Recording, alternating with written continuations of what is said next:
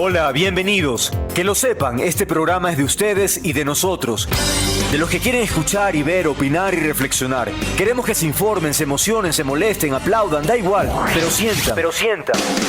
Porque aquí se respira libertad y no somos infalibles. Es un encuentro con el periodismo independiente, que anhela el bien común, que no se casa con Chana ni Juana. Perseguimos la verdad y buscamos pautas, sí, porque también comemos y no nos condiciona. Criticamos al poder más allá de la ideología, porque no hacemos publicidad ni propaganda, salvo publientrevistas. Aquí la ética no se negocia, se habla fuerte y claro. Y recuerden, a esta hora, la del Mono López, hay muchos programas en el dial, pero como este, para bien o para mal, ninguno. Prepárese. El programa de hoy presenta entrevistas que hicieron noticia esta semana. Declaraciones, análisis de los temas más actuales, aquellos incluso que siguen en desarrollo. Material necesario para comprender lo que ocurre en el país y el mundo. Bienvenidos.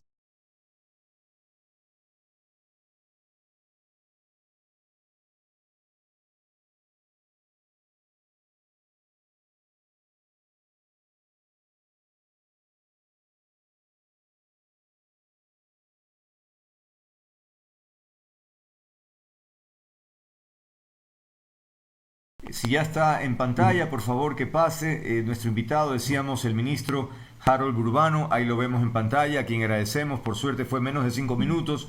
Ya yo tenía que estarme inventando a ver qué mismo hablaba. Hola Andrés, perdóname la vida, estaba llegando de la Tacunga y hubo un trancón aquí cerca de Quito. Sí, bueno, no pasa nada, yo comprendo, pero lo importante es que estamos ya en conexión. Esta va siendo una suerte de contexto, ¿no? Sobre los objetivos que tiene o las prioridades que tiene el ministerio, ¿no? Y me gustaría empezar por ahí, tal vez si tú quisieras definir cuáles son las prioridades de la cartera, porque tiene varios aspectos, ¿no? Varias aristas. Por lo tanto, ¿qué quisieras destacar en función de la gestión que estás realizando en las diferentes áreas? Bienvenido. Bueno, muchas gracias Andrés por la entrevista.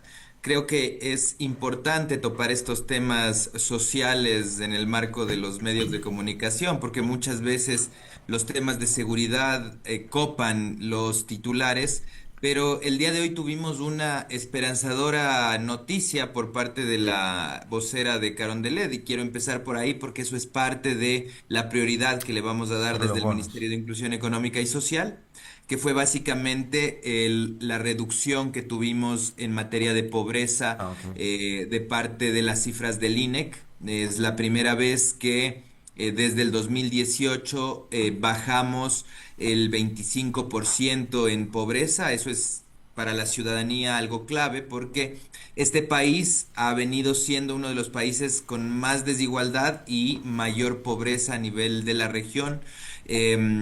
Estuvimos cerca de 8 años en donde uno de cada 4 ecuatorianos vivía en pobreza, es decir, con menos de $100 al día. Y hemos logrado bajar ese techo en 1,5 puntos porcentuales en un año. Y esto es importante porque el Ministerio de Inclusión Económica y Social tiene que dejar de ser ese ministerio de la beneficencia, como yo lo he planteado en varios espacios, para convertirse en el Ministerio del Desarrollo, porque de este ministerio partieron varias de las estrategias implementadas por el gobierno nacional que han afectado directamente a los hogares del país para que puedan tener mayor consumo, mayor riesgo de emprendimiento, especialmente en materia de jóvenes y mujeres. Pero, ok, mencionas un dato sin duda relevante que tiene que ver con la pobreza, ¿no? Que se reduzca siempre será una buena noticia, pero paralelamente, no sé si viste las imágenes a propósito, de hecho yo voy a tratar el tema más adelante con otro invitado, esta feria de Conquito que buscaba llenar 2.000 plazas y resulta que se presentaron 17.000 personas. O sea, el desempleo en el Ecuador es una tragedia, porque además allí están los 17.000, pero evidentemente tiene que haber otros miles más que no fueron o que no tuvieron ya acceso. Es decir, ¿cómo complementar estas dos realidades? Se reduce la pobreza, pero el desempleo no hay forma de bajarlo, parecería. Andrés, los ecuatorianos tenemos dos grandes necesidades y creo yo dos grandes temas de importancia que se hablan sobre la mesa de cada uno de los hogares. El primero, sin duda alguna, es el tema de salud o acceso a los sistemas de salud y el segundo es la ocupación. Y hablo de ocupación no solamente topando el tema de empleo, porque el empleo tiene que ver con el desarrollo de empleo temporal, permanente, formalidad, sino de ocupación en general, que implica básicamente tener una forma de subsistencia, un mecanismo de subsistencia que cubra autónomamente sus necesidades básicas. Sabemos nosotros, el diagnóstico está claro como gobierno nacional, que es uno de los puntales a donde debemos atacar. Y para eso varias estrategias, especialmente la estrategia de la capacitación, las becas es indispensable que se sigan trabajando. Desde la Secretaría de Educación Superior se han otorgado casi 400.000 becas durante este tiempo. Y claro, el momento en el que una persona ya se está capacitando, se siente capacitada, hay que abrir el segundo momento, que es la vinculación tanto al empleo formal como a la posibilidad de acceder a un financiamiento para el emprendimiento. Creo que el ecuatoriano ha roto ya ese techo de cristal que teníamos, se está arriesgando a emprender, especialmente los jóvenes y las mujeres, pero obviamente necesitan y están buscando plazas de empleo. Te voy a dar un dato fundamental que creo que es importante también toparlo. Durante este primer semestre del año 2025, la banca, tanto pública como privada, logró colocar cerca de 1.100 millones de dólares en microcrédito para jóvenes y mujeres. Esto quiere decir que los jóvenes y las mujeres están ya en condiciones de implementar o incubar emprendimientos. Entonces, no solamente estamos trabajando frente a la vinculación laboral. Tenemos ya varios proyectos que se han visibilizado con el Ministerio de Trabajo, la misma Cancillería, a través de el trabajo con empresa privada, pero nosotros le estamos dando mucha fuerza a que las familias puedan tener un mecanismo de autonomía para cubrir sus necesidades básicas, y esto sin duda alguna se logra a través de la incubación de ideas o el emprendimiento. Ok, ya que mencionas eso, entramos a un tema, digamos, tal vez un tanto polémico que tiene que ver con los proyectos que ha anunciado en su momento el gobierno. Por ejemplo, Incentivo Emprende, Jóvenes en Acción, Ecuatorianos en Acción. Y digo polémico porque tú fuiste llamado a la asamblea para que des información sobre estos proyectos, no asististe, no sé si ya tiene fecha, porque si no, entiendo que la asamblea buscará maneras como la normativa lo establece para que concurras, y la idea es transparentar, informar, es decir, rendición de cuentas es una obligación de los ministros, así que por ahí me pregunto, la primera inquietud, si ya hay fecha para tu comparecencia, uno, y dos, claro, hay suspicacia, porque surgen estos proyectos en época electoral y concluyen más o menos cuando concluye también el proceso, gana el presidente, y entonces ya pues ya no hace tanta falta. Esa es un poco la percepción política, ¿no? ¿Cuál es tu respuesta? Bueno, creo que hay que separar las dos cosas. La primera es obviamente el tema de la rendición de cuentas, sobre la cual el ministerio que tengo a cargo y todos los ministerios del sector social estamos dispuestos a hacerlas. Es más, Contraloría Claro. General del Estado ha iniciado ya los análisis pertinentes de estos programas de bonos temporales y condicionados, que además, abriendo un paréntesis, son parte de toda esta estrategia de reducción de la pobreza. Colocamos cerca de 560 millones de dólares en el consumo nacional. Y por otro lado, el tema de la fiscalización en la Asamblea. Tuve un primer llamado por parte de la Comisión de Derechos Humanos y paralelamente fui llamado por la Comisión de Transparencia de la Asamblea Nacional. Ujú. Realizamos una consulta, no solamente yo, sino varios de los ministros, para que nos aclaren cuál es la comisión que tiene competencia, y el CAL en su momento resolvió que por competencia y en el marco de la Ley Orgánica de la Función Legislativa, la Comisión de Transparencia y Participación Ciudadana de la Asamblea es quien tendrá o sobre quien se radica la competencia de la fiscalización.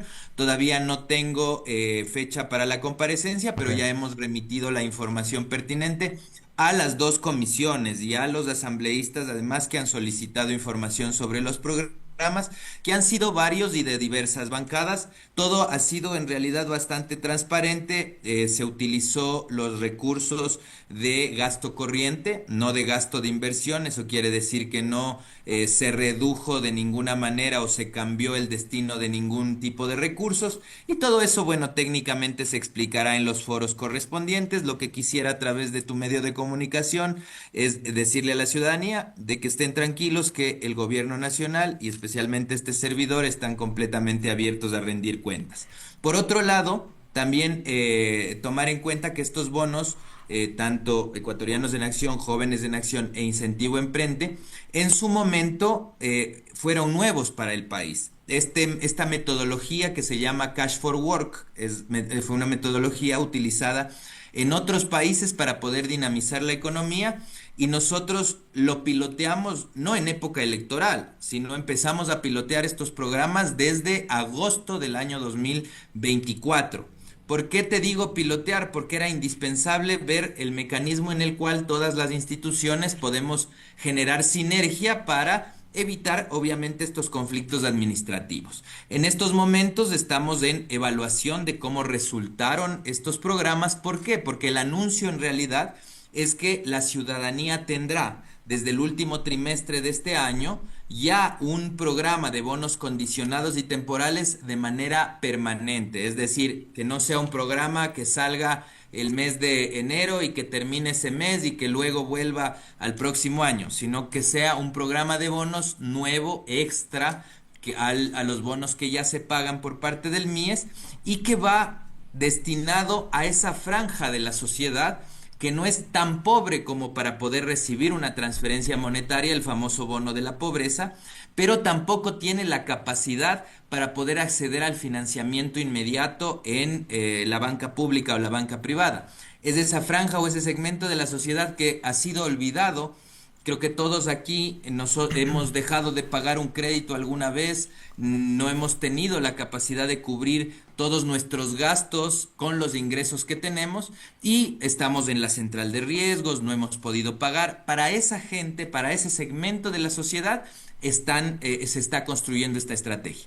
Ahora, ¿y para cuándo va a concluir la evaluación? Porque ya ha pasado algún tiempo y ya has mencionado efectivamente que están en ese proceso. Y es que los jóvenes que han participado en estos proyectos de Jóvenes en Acción, Ecuatorianos en Acción, están preocupados porque pueden perder el apoyo o incluso las oportunidades laborales que habían obtenido gracias a estas iniciativas. Es decir, ¿qué pasó con los... A Dos ver. cosas particulares ahí. Lo primero es la necesidad de ampliar la cobertura de los beneficiarios, si es que ya fueron beneficiarios del primer programa. Obviamente, en un segundo momento, en orden de prelación, entrarán aquellos que no fueron beneficiarios al inicio, porque tuvimos una cantidad de acceso bastante restringido. Fueron 120.000 para Ecuatorianos en Acción, plazas aperturadas y 80.000 para Jóvenes en Acción. En ese sentido, se quedaron muchos ecuatorianos fuera de la convocatoria y serán quienes tengan prioridad para las próximas convocatorias. Eso por un lado. Por otro lado, la evaluación va en paralelo al cierre de estos pilotos. Nosotros tuvimos algunos nudos críticos en los pagos, especialmente, que todavía se están cerrando. Tú has de haber visto algunas publicaciones de varios diarios en donde sacaban que no se les ha pagado a los jóvenes, que no se les ha pagado a los ecuatorianos. Si bien era un número mínimo, cerca del 3% de jóvenes y ecuatorianos en acción no pudieron acceder a uno o a varios de los pagos. Nosotros tenemos que cerrar ese proceso, que todavía lo estamos haciendo y esperamos que termine ya este mes, para poder ya implementar el próximo programa. nosotros tenemos la expectativa de que en el último trimestre de este año nosotros ya lanzaremos el programa definitivo. El presidente de la República nos ha dispuesto que lo hagamos lo más pronto posible, pero como te digo, es necesario cerrar estos problemas identificados para que podamos ya partir de cero y tener los beneficiarios nuevos. Ok, estaremos pendientes de que se vayan cumpliendo esas etapas. El tiempo se nos viene encima y quería contrastar, evidentemente con la autoridad, que es lo más importante, una información que he recibido y que creo que es importante de todas maneras dejarlo muy definido. En esta información que recibo se me menciona que en la época de Zaida Rovira, la ex ministra, tanto tú como tu pareja ingresaron al MIES. En esa época, bueno, eso no es ilegal, pero ya de inmediato se dice, bueno, si es ético o no ingresar como pareja a una institución pública. Pero bueno, digamos, pasa el tiempo y resulta que tú te transformas en ministro y ella en subsecretaria de emprendimiento. Entonces yo quiero saber si efectivamente ha sido así.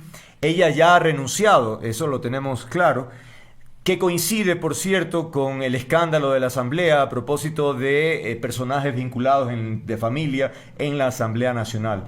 Entonces, cuéntame la historia desde tu punto de vista. ¿Coincide esta información? Bueno, a la persona que te lo está preguntando, si quiere hablar de mi vida personal, obviamente es pública también, pero sería bueno que nos tomemos un café. Decirles que yo personalmente soy una persona que soy soltera, además no he estado casado nunca, que soy además respetuoso de todas las normas y hemos sido respetuosos de todas las normas legales. Actualmente yo tengo mi equipo de trabajo y de confianza dentro del ministerio y así también lo tuvo la ex ministra Zaida Rovira, sin incumplir ningún tipo de norma establecida, ni tampoco legal ni norma ética. Entonces, en ese sentido, darle la tranquilidad a la ciudadanía de que estamos siguiendo la vía legal pertinente y además de que mis temas personales son públicos, abiertos, están en mis redes Por eso, bastante abiertas, así que nada de lo sí. que te están comentando tiene algo real. Entonces Ok, no creo entonces que sea bueno ahondar no, sobre el no, tema. bueno, me parecía confrontarlo, sí es importante porque la coyuntura medio coincide, por eso me despertó la suspicacia, porque la señora o señorita Piedra renuncia justo después, el 10 de julio más o menos, cuando ocurre este episodio en la Asamblea, y no es el único, también esto quiero contrastarlo, porque segundo Miguel Vázquez, que era viceministro de Inclusión Social, también renunció el 10 de julio, que fue cuando ocurrió este episodio en la Asamblea, y resulta que Andrea Alvear, que es la esposa de Miguel Vázquez, era directora de mercados, que también renunció. Pero esta historia es increíble también porque Camila Hinojosa Velastegui, sobrina política del señor Vázquez, era directora de discapacidad y también renunció. La única que se ha quedado en el cargo es Carolina Alvear, que es cuñada de Miguel Vázquez. Ella sigue siendo directora de asesoría jurídica del ministerio. Así que por favor, explícanos, porque esto sí llama la atención, si coinciden las fechas o es mera coincidencia. A mí me parece que es mera coincidencia porque ha habido muchas renuncias en el ministerio, hay varios cambios en los diferentes ministerios a nivel del país y obviamente la gente tiene mejores y nuevas oportunidades a nivel de la función pública y como ministro yo no voy a hacer que nadie se quede en el equipo. Entonces, sí es mera coincidencia darle a la ciudadanía la tranquilidad de que nada de lo que se pueda estar exponiendo en este momento tiene realidad. Si bien segundo Miguel Vázquez era el viceministro, nadie que tenga una relación directa con él ha estado vinculada al Ministerio de Inclusión Económica y Social, por lo menos en mi administración. ¿Y por qué renunció?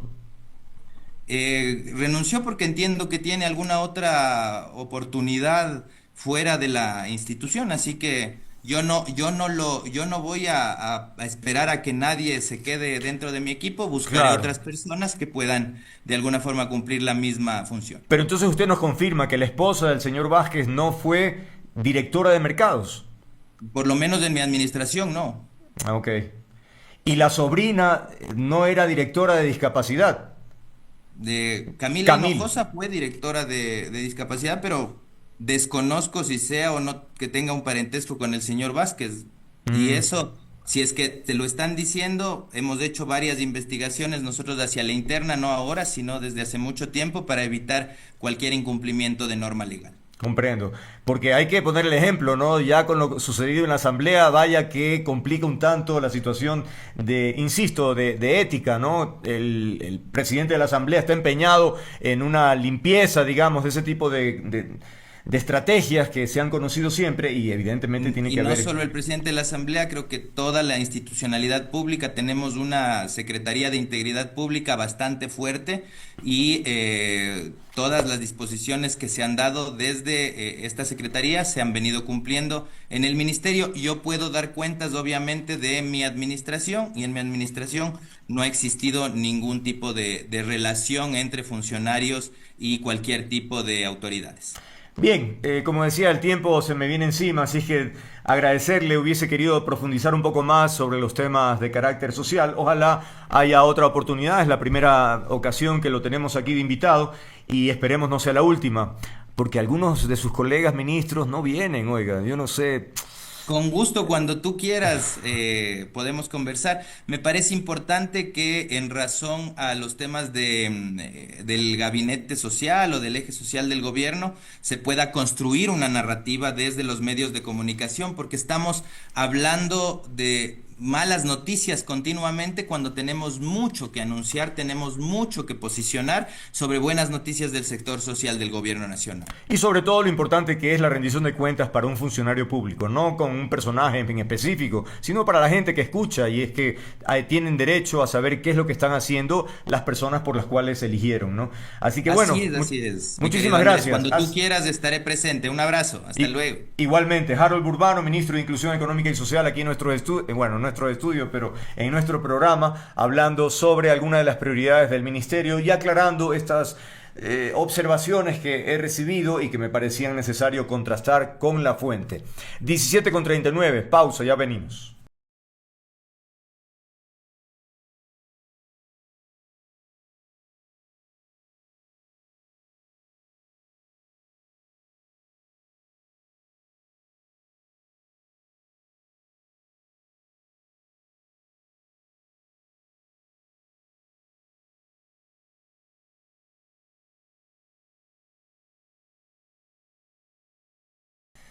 Bueno, tenemos ya a nuestro primer invitado para iniciar nuestra conversación.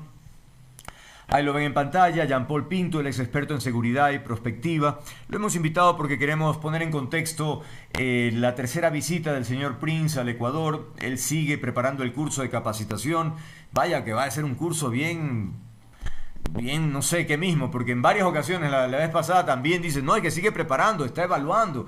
Chuta, bueno, será interesante saber más o menos de qué se trata y también evidentemente queremos hablar sobre lo que sucede concretamente en Manabí, ¿no? Hay una situación particularmente especial, difícil de manejar allá. Así que bueno, Jean-Paul, bienvenido, gracias por estar aquí. ¿Qué expectativa te da? Estamos hablando de que este señor, con antecedentes bastante polémicos, ¿no? Está preparando un curso. ¿Qué nos va a enseñar esta persona que es un soldado o mercenario para luchar contra la delincuencia del crimen organizado? Bienvenido. Gracias, Andrés, por la invitación. Un gusto, un saludo a la audiencia del programa. Mira que esa es la pregunta que me hago yo. ¿Qué nos puede enseñar un mercenario? Porque realmente lo que un mercenario nos puede enseñar es el trabajo ilegal, el trabajo sucio, lo que la policía y los militares no quieren hacer. Entonces, hay que entender que Price, básicamente cuando fundó el Blackwater, que conocemos todos, lo hizo cuando después de la masacre de Ruanda, ¿no es cierto? Cuando vio morir a 800,000 personas en la segunda matanza más importante luego de la de Camboya con Pol Pot, cuando vio que ni los ejércitos estatales ni los organismos internacionales de la ONU lograron parar la masacre. Entonces ahí él dijo, voy a crear un ejército privado que se ocupe justamente de este tipo de problemáticas, ¿no? Pero hay que entender que ellos entran a operar en estados donde hay caos, hay guerra, hay desorden, y donde el Estado justamente ha delegado el tema de la seguridad a los privados. O sea, asistimos a una privatización de la seguridad. Entonces hay que entender claramente que cuando este tipo de cosas ocurren, es porque, como en Haití, por ejemplo, el Estado ya no controla, no ejerce control, no ejerce seguridad, y Prince tiene ahorita justamente un contrato firmado en Haití, donde está enviando drones, va a enviar mercenarios para tratar de hacer frente a las bandas criminales. Entonces, yo las preguntas que me hago, Andrés, es, ¿esta persona va a traer mercenarios? ¿Va a capacitar, ¿no es cierto?, a a los nuestros en actividades ilegales, en trabajo sucio, o va a transformar a nuestras fuerzas nacionales en mercenarios, porque si no, no se entendería qué es lo que él va a hacer. No, es increíble. Además, tú has mencionado algunos de los antecedentes. Yo te comento también o recuerdo sobre la polémica en torno a lesiones de derechos humanos en la invasión a Irak, por ejemplo, o estas campañas internacionales en Venezuela, solicitando dinero incluso. Es decir, una persona, pues digamos que no tiene los mejores antecedentes que avalen, digamos, un trabajo profesional, sino que busca de qué manera se acomoda a las circunstancias. Ahora está en Perú, haciendo, me imagino, contactos para algo parecido, ¿no? Es decir, es el negocio perfecto para un mercenario. Sí, como decimos, el ambiente perfecto de negocios para él es donde hay caos y hay guerra, ¿no? Donde el Claro. Estado no está en capacidad de dar seguridad a sus ciudadanos, él se presta como la solución perfecta, ¿no? Y ya que mencionaste el tema de Afganistán, es importante también señalar que varios de sus hombres fueron justamente sentenciados porque ahí hubo una muerte de 14 civiles, pues por lo tanto un crimen contra Caramba. esas personas, pero Trump les dio el indulto en el 2020. Hay que estar claros que Trump es un asesor de Trump, encubierto. Entonces, Mm. seguramente yo lo que entiendo es que Trump le sugirió a Noboa que trabaje con él porque es su asesor y evidentemente combata así a los carteles, pero realmente es una afrenta para nuestros soldados y militares, nuestros policías, porque hay militares extranjeros que vienen acá a entrenarse. Y tú dices, pero si vienen de otros países a entrenarse acá, ¿cómo es posible que vayamos nosotros a buscar un mercenario para que él nos arregle los problemas que somos incapaces de resolver por nosotros mismos? Claro. Es que realmente esto no tiene ni pies ni cabeza. Como te digo, además, ¿cuánto cuesta? ¿Quién paga? Seguramente está pagado por gastos especiales de inteligencia, porque nunca vas a encontrar un contrato en el CERCOP o en alguna entidad. Claro. Esto va a estar pagado desde gastos especiales y evidentemente no habrá forma de tener una trazabilidad y sobre los montos que se van a pagar. ¿Y crees que el contenido del curso, de la capacitación, debería ser conocido por los ecuatorianos o se podrían escudar en que se trata de un tema de estrategia, de reserva, tiene que ser secreto? No, es una capacitación, entonces más bien deberían dar los lineamientos generales, ¿no? Se van a capacitar en temas de contrainteligencia, en inteligencia, en operaciones encubiertas, vamos a desarrollar el tipo, ¿no es cierto?, el doble agente, el agente encubierto. Es importante que sepamos sobre quién nos va a capacitar, pero como te digo, él es una persona que entra a operar en ambientes muy difíciles. Por ejemplo, él por persona en Afganistán, en su momento cobraba $65,000 para sacar a una persona de ahí, cuando los americanos se retiraron. Entonces, es una persona que lucra del caos y de la guerra en situaciones donde los militares y policías no quieren entrar, no quieren operar, para hacer operaciones ilegales. Entonces, el mensaje cuál es, como no podemos hacer algo legalmente, entonces ahora sí lo vamos a intentar desde la ilegalidad, contratando a un tipo que sabe de operaciones ilegales. Increíble, ¿no? Como tú decías, yo encuentro también o coincido que es una afrenta para nuestros miembros de Fuerzas Armadas, de policía, es decir, ¿quién mejor que ellos para conocer la realidad de nuestro país y poder enfrentarla? Tenemos tantos años en esta lucha, bueno, tal vez también se podría decir que no le atinamos, ¿no? Porque en esta guerra no logramos todavía marcar una diferencia importante, que digas, vamos ganando la guerra, o tú crees que ya hay indicios de eso. No, ahí Andrés lo que debíamos haber hecho era poner en marcha los convenios que tenemos. Con Estados Unidos, varios convenios de cooperación, de capacitación. Ya, claro. ¿Por qué en lugar de traerle a Prince, no trajimos a los CEOs, ¿no es cierto? Le decimos a Trump que nos envíe unos cuantos CEOs acá del ejército regular norteamericano y que nos capaciten en operaciones especiales. ¿Por qué no traemos al gobierno israelí al Mossad acá y que nos dé un curso de contrainteligencia? ¿Por qué no vamos a Francia para que nos enseñe acciones de contraterrorismo? Claro. Pues mira que ¿por qué no operamos con los convenios que tenemos y traemos gente especializada de ejércitos regulares, de países amigos? ¿Por qué no hacemos eso en lugar de traer un mercenario? Esa es la pregunta Claro. que me hago. Y el presidente ha visitado varios países en Europa, se ha encontrado con los principales líderes de Italia, de Francia, o sea, realmente a ese nivel de acercamientos, caramba, como tú dices, sería súper fácil, creería, el hecho de decir, oye, de hecho en Italia dijo que iban a dar colaboración, pero ¿cuándo será que llega? En Israel también, que están las puertas abiertas, que van a dar no sé cuántas cosas, pero a la hora de la hora, nada. ¿Por qué? Sí, es lo que no entendemos. Como tú bien señalas, el presidente ha hecho varias giras internacionales, se reunió en Italia, se reunió en Israel, ha estado en Francia, ha estado en Inglaterra. El M65, por ejemplo, inglés, podría estar en Ecuador, podría enseñarnos y fortalecer los temas de inteligencia, contrainteligencia, de operaciones encubiertas, pero desde la legalidad, desde las operaciones legales entre ejércitos, entre policías. Entonces yo te diría que lastimosamente, seguramente Trump recomendó a Noboa a este personaje y Noboa como copia de todos los Estados Unidos, incluido la sala de prensa que tenemos, que es una copia de lo que pasa allá. Entonces, evidentemente, había que copiar también lo que Trump hace en términos de guerra sucia, ¿no?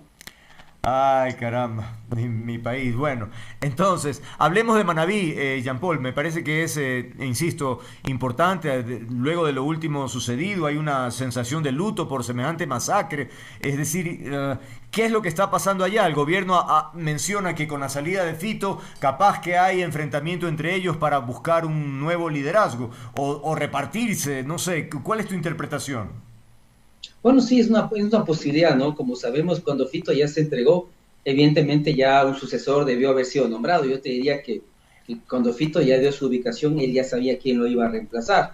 Pero a veces las cosas no suceden así. A veces el que está tercero o cuarto en la cadena de mando también quiere tomar el poder. Entonces es probable que lo que esté pasando en Manabí es justamente eso, ¿no? La pelea por territorios, por espacios, por rutas, y asistimos a esta violencia sin precedentes, ¿no? Y por eso yo en su momento al ministro del Interior yo le confronté, porque en un programa de televisión él me sacaba estadísticas como que junio había bajado las muertes violentas.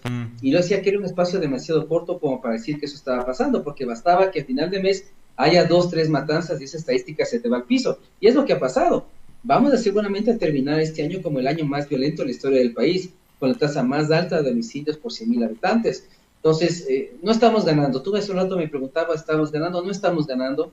Yo creo que lastimosamente hemos avanzado muy poco. La militarización, la mano dura siguen sin funcionar. Seguimos esperando este plan de seguridad integral que está en la ley hace más de año y medio. El ministro de Defensa debía hacerlo, debería lanzarlo. No sabemos por qué no lo ha hecho hasta ahora, porque no ha sido fiscalizado al respecto, pero es el plan que necesitamos, un plan con una mirada integral para tratar el tema de hospitales, el tema de las escuelas, el tema de los menores de edad, porque nos damos cuenta que simplemente el meter más militares y policías no funciona. Las cosas están desbordadas en varias provincias de la costa ecuatoriana y seguimos siendo el país más violento de la región.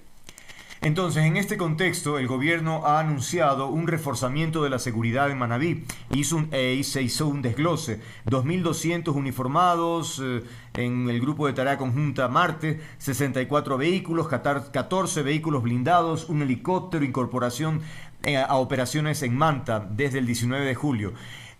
Sin duda, no digo que está bien, sin duda, ¿no? Pero recuerdo algo similar en Durán, con la diferencia que allí el presidente estaba trepado en estos super mega autos con todo el despliegue, la parafernalia. Tú decías, caramba, van a eliminar a Durán, va a ser una maravilla, vas a poder ir caminar en la noche, y no ha ocurrido. Es decir, yo no sé, ¿será que nos quieren ver la cara? ¿Será que creen que uno se olvida o que no están las imágenes allí? O sea, realmente nos venden un humo y a la hora de la hora seguimos igual o peor. Sí, mira que lastimosamente en Durán, es que yo digo que este gobierno hace muchos anuncios y trata la seguridad desde la comunicación, lo cual es poco profesional, porque simplemente tú lo que haces son videos bonitos, ¿no es cierto? Entonces veíamos por el puente a esos carros blindados acercándose a Durán, pero realmente en estrategia tú sabes que tu enemigo no debe saber cuándo vas a operar ni cuándo vas a llegar.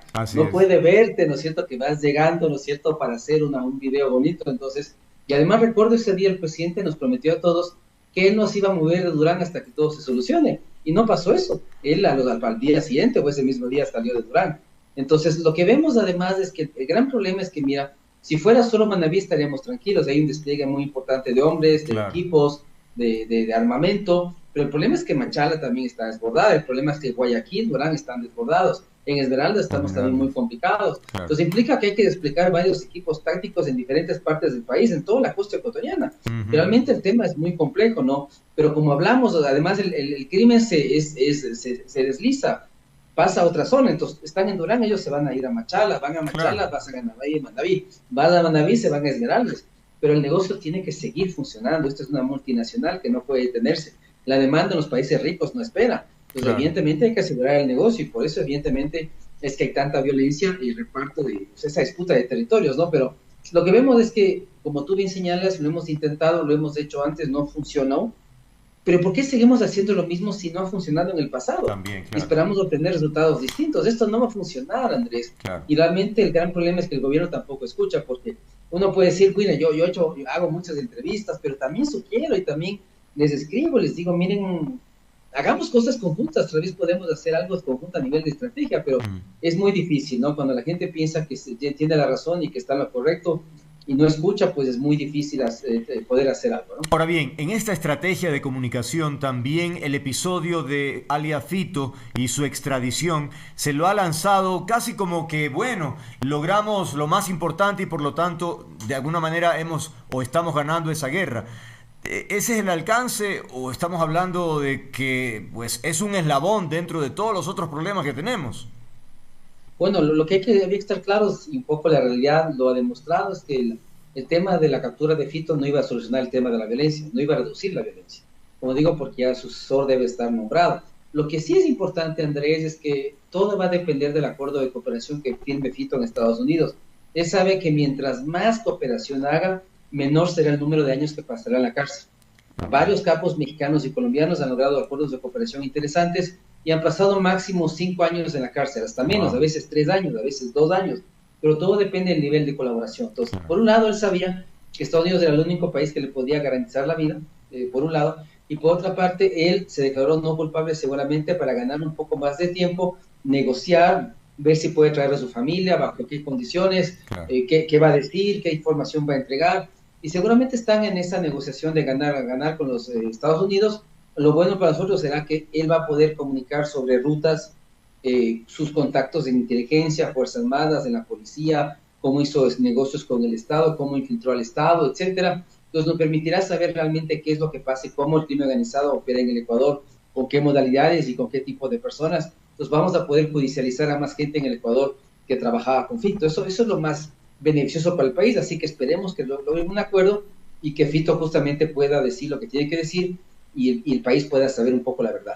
Ahora, la figura de colaboración eficaz resulta polémica, ¿no? Por un lado, súper positiva por lo que tú mencionas, que cante y que diga todo lo que sabe y por lo tanto permite destruir, digamos, las estructuras mafiosas. Pero por otro lado, alguien podría decir, bueno, yo me convierto en un delincuente famoso, qué sé yo, me capturan, canto y me quedo pues disfrutando, obtengo residencia en Estados Unidos, no sé si me explico, es decir, es polémica de todas maneras un tanto, ¿o no? O sea, los americanos son muy prácticos en ese sentido, como te digo, porque además los capos entregan parte del dinero que han ganado y la DEA se financia así, pero esa es su forma, digamos, de sacar del negocio a los capos. Okay. Pues yo te diría más bien que lo que pasa con Fito va a ser como un ejemplo que otros capos en el Ecuador están muy atentos y están siguiendo, okay, porque van a saber cómo él va a resolver su tema legal y seguramente habrá otra gente que después, para evitar 20 años de cárcel en el Ecuador, 25 años de cárcel en el Ecuador, va a preferir a Estados Unidos, claro, colaborar y tener máximo 5 y claro, poder después vivir con su familia, digamos, tranquilamente con otra identidad allá. Entonces yo te diría que más bien esto es interesante porque esto le permite a Estados Unidos y a un país sacar de circulación a varios criminales famosos y justamente a tratar de debilitar las estructuras criminales. Entonces ese también es el otro lado positivo, pero tú sabes que como surgió con esta chica Salazar, Mayra Salazar, me parece, y que mucha gente no entendía por qué había tenido tan pocos meses o años de cárcel, ¿no? Pero es lo mismo, es decir, si ella no hablaba y no decía cómo se manejaba el tema de corrupción, nunca hubiéramos llegado a saber tanta gente y Muentes no estaría en la cárcel ahora, claro, inclusive por el tema del exceso de Villavicencio. Entonces hay que entender que en la vida real, cuando una persona colabora, entrega información, claro, valiosa, y eso permite desarticular y encontrar gente infiltrada, es obvio que a cambio le vamos a dar un número menor de años y a dar protección en un país con otra identidad. Yo lo que espero, Andrés, es que otros delincuentes nuestros de alto nivel vean ese ejemplo y salgan de circulación poco a poco, que es lo que nos interesa, ¿no? Estamos concluyendo. Me gustaría tu opinión porque cada vez que he invitado a expertos les pregunto sobre la fotografía de Alia Fito junto con el ministro del Interior y el de Defensa, que dicen algunos como un gesto de comunicación resulta importante, la autoridad con el delincuente, pero por otro lado la crítica es cómo así ellos se ponen a posar como con un trofeo, no, como que no corresponde para que un ministro esté tocándolo al fulano. No sé, ¿cuál es tu lectura en términos de aquella fotografía? No sé si la tenemos allí para recordarla. Ve, ahí y está. Esa de ahí. Bueno, mira, ahí voy a retomar una frase de una colega mía que también tú has entrevistado, me parece que es Lorena Piedra, cuando ella mencionaba un poco cómo se hace política pública de seguridad en el Ecuador. Ella decía que no estamos gobernados por gente que realmente tenga mala fe, o sea, mala fe, sino realmente estamos gobernados por gente que nos gobierna desde la ingenuidad.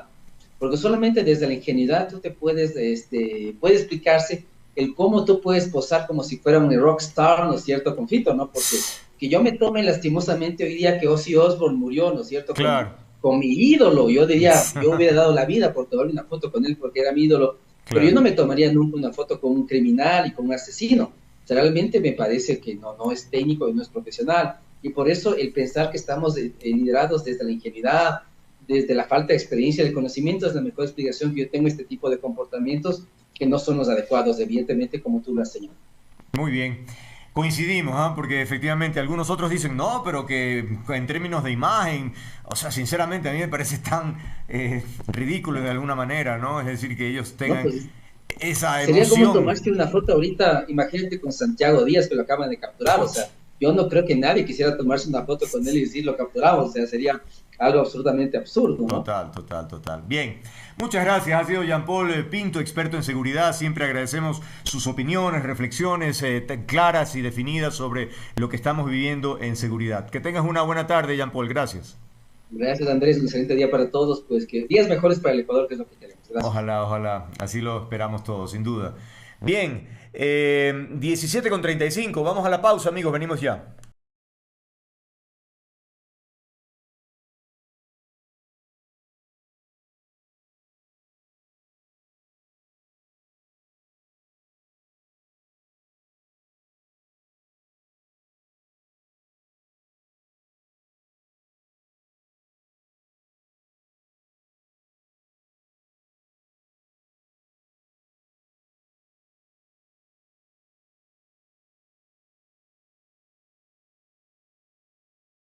Diecisiete con 35, amigas, amigas, continuamos con nuestra agenda informativa. ¿Están nuestros invitados? No están todavía. Bueno, decíamos que nos interesa dentro de esta guerra que enfrentamos contra el crimen organizado como país.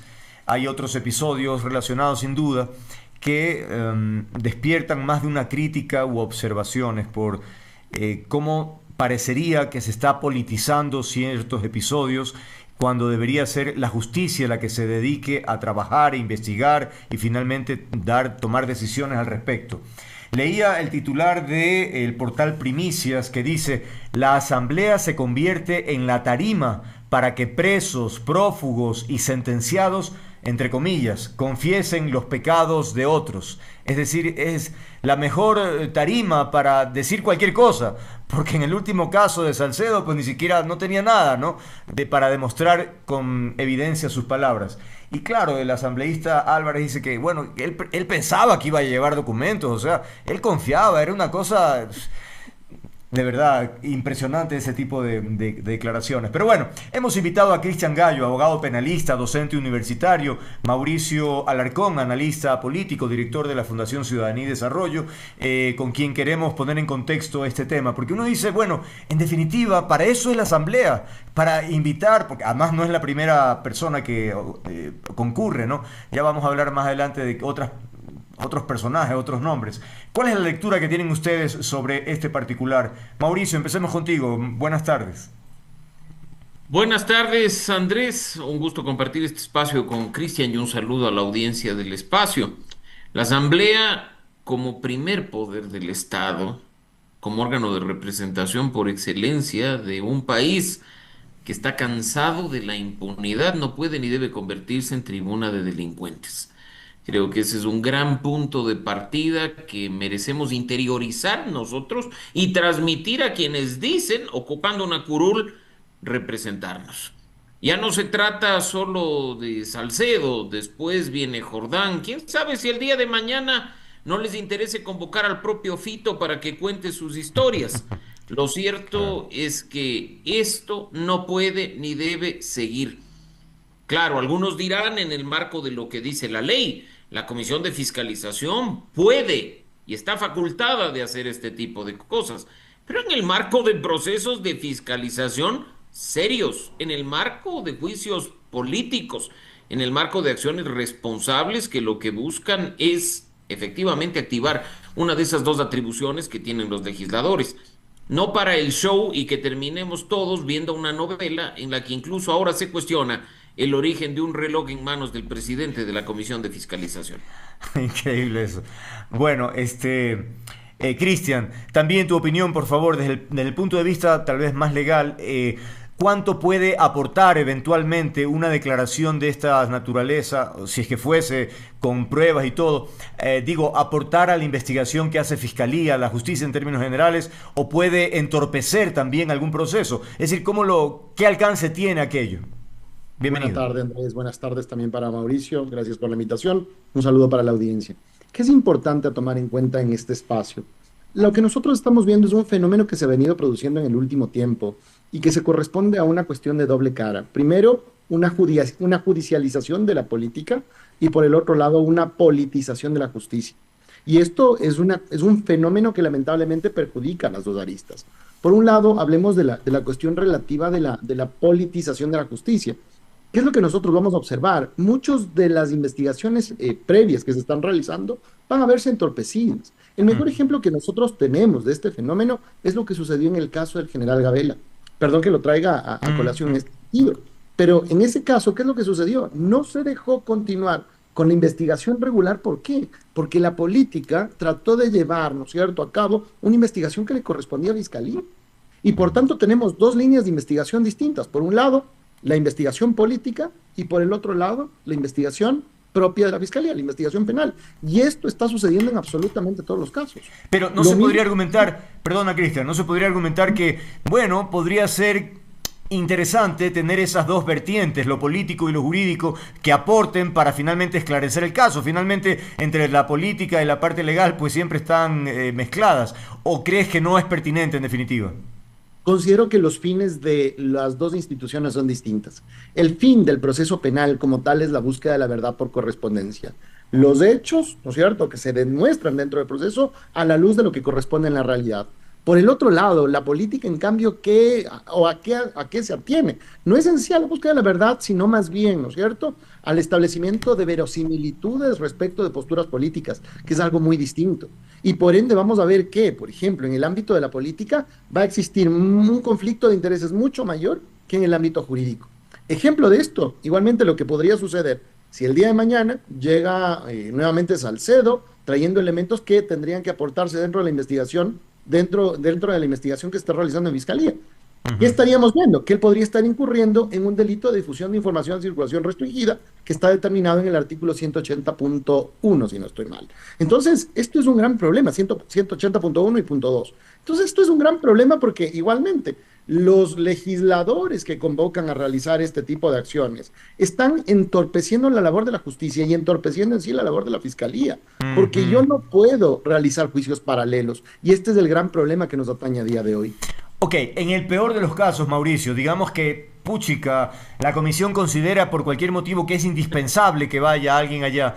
¿No debería ser más rigurosa en el sentido de decir, bueno, usted va a hablar sobre este tema y queremos saber que nos va a presentar algo, alguna evidencia? No sé, pero es que llega este señor y habla de lo que le da la gana, no se le entiende lo que habla, o sea, y todo el mundo está ahí a la expectativa, como hipnotizados, escuchando hablar a este sujeto. O sea, no sé, por lo menos alguna rigurosidad. Andrés, es peor que lo que tú dices, porque va el señor, echa lodo con ventilador y después termina diciendo a los legisladores que no tiene pruebas, pero si le dan 10 días las fabrica, porque hay que decir las cosas como son, no se trata de las consigue, las fabrica. Y eso es inaceptable, por favor. ¿De qué tipo de show estamos hablando? ¿En qué tipo de comisaría queremos convertir a la Asamblea Nacional? Este no es un show de aquellos de justicia de paz como los que se ven en televisión. Tenemos que actuar con responsabilidad, por favor. Si al señor Álvarez, presidente de la Comisión de Fiscalización, le gusta el show, que pues se busque un espacio en un medio de comunicación y probablemente le vaya mejor que tratando de representar vergonzosamente a los ecuatorianos. Mira, no se trata de hacer las cosas como se están haciendo. Peor todavía cuando hasta la persona que está dirigiendo este escenario termina siendo cuestionada por quienes hasta han mencionado que sí han entregado documentación, que terminan incluso acusándoles de formar parte de una red de corrupción hospitalaria. Entonces aquí esto no va a terminar bien. Y la Comisión de Fiscalización tiene unas reglas de juego que seguir. Por favor, no es acá que porque a mí me gusta manejar las cuestiones de esta forma puedo hacerlo, o porque me siento cómodo con armar este tipo de cuestiones puedo hacerlo. Los procedimientos están establecidos en una ley. Y esa ley que rige a todo el órgano legislativo, pero que tiene además reglas específicas para la Comisión de Fiscalización, tiene que cumplirse a rajatabla sin excepción. La espectacularidad y el show, pues que queden para las reuniones familiares de este señor y no para causar vergüenza en el país y además hasta abrir las puertas a la impunidad. Cristian, hace un momento mencionabas el caso de Gabela, pero también está cuando estuvo Carlos Pareja Llanuselli, Ronnie Aliaga, Wilman Terán. Me pregunto, en estas experiencias, ¿creerías que ocurre lo que ya mencionabas? Es decir, que hay que se entorpece el proceso de investigación y finalmente más bien se diluye o en fin, se provoca impunidad, o cómo lo analizas? Totalmente. A ver, vamos analizando caso por caso. Por ejemplo, en el caso de Pareja Llanuselli, ¿qué es lo que nosotros tenemos? Un cooperador eficaz que nunca fue. Porque recordemos que Carlos Pareja Llanuselli todo el tiempo dijo, yo voy a cooperar con la justicia, y trataba de precisamente acogerse a aquello que ha beneficiado hoy en día en estos casos emblemáticos como el caso Metástasis, ¿no? Una cooperación eficaz. ¿Dónde están los elementos verídicos comprobables que él entregó? No existen. Pero ¿para qué sí se prestó? Para, como hace un momento decía Mauricio, ¿no es cierto?, esta espectacularización dentro del ámbito político. En segundo lugar, ¿a quién vamos a encontrar? Justamente al señor Ronnie Aliaga. ¿Qué es lo que sucedió en aquel tiempo? La presidenta de aquel tiempo de la Comisión de Fiscalización lo que buscó fue un careo entre la fiscal general del Estado y una persona que en aquel tiempo ya era prófugo de la justicia. Increíble. Entonces, tratar de generar un circo dentro de la Asamblea con un prófugo fue algo terrible. Y concluyamos con lo que sucede con el señor Wilman Terán, porque no deja de ser, ¿no es cierto?, en el recuerdo, en la memoria histórica, este discurso alucinógeno prácticamente que el señor fue a pronunciar dentro del pleno de la Asamblea y en la comparecencia dentro de la Comisión de Fiscalización. Entonces, ¿a qué estamos abocados a esto?